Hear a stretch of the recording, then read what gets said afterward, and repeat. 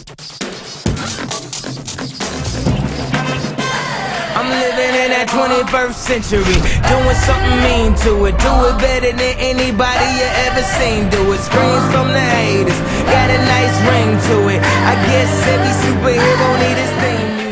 Hey guys, Sean McInnes here, and I've got Greg Donovan from Volition here to talk to us about Saints Row the Third. Greg, with Saints Row 2, you guys sort of established this trajectory of increasing levels of mayhem and silliness and just outright ludicrousness.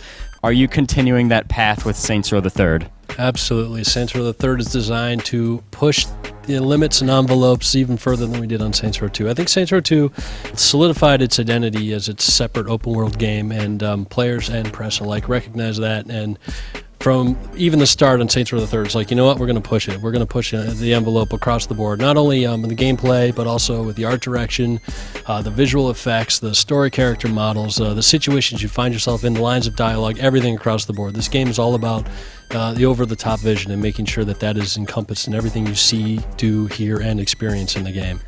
Now, topping the craziness of Saints Row 2 seems like a tough feat. I mean, if you've seen some of the screenshots that I've taken of myself playing that game, you would understand just the sort of levels of insanity that I achieved in Saints Row 2. Give us a few examples of some of the stuff players can expect in Saints Row 3. Well, first I'd like to say you'd be surprised at how easy it is to push the envelope. When you break it down, and it goes with features like weapons. You can call it an airstrike. You get this weapon very early in the game. I mean, that's just an incredible audio and visual effect when you launch that off, and it's something you get early on.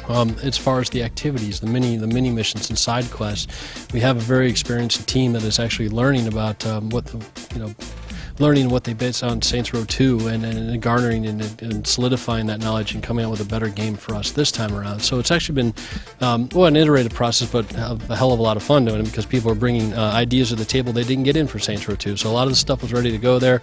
As far as specific examples, we have an activity called Professor Genki's Super Ethical Reality Climax Show. It's based loosely on the movie The Running Man to give you an idea of where we're headed.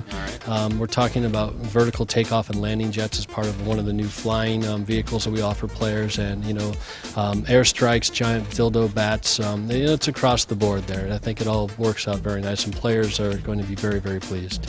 Now, one of the most important components of any open-world sandbox game is always the city itself, the setting. Talk to us about what's going on in Saints Row 3 in terms of where the game is set and what sort of hijinks you can get up to in here. Saints Row the Third takes place in a fictitious city that is called Steelport. We designed it loosely based on some cities close to the studio, but the important thing for us is let's create a world that fits the vision of the game and also plays well with the gameplay. We didn't want to restrict ourselves with basing it on a real city, and plus that wouldn't make sense for Saints Row. It's as far as what we can expect. Basically, it's a new world for players to explore. We treat the city as a character, so I think that actually adds to the overall attitude of the game, and this time around it's starting from the ground up with new technology allows us to create a visual style that is something that players haven't seen in previous Saints Row games.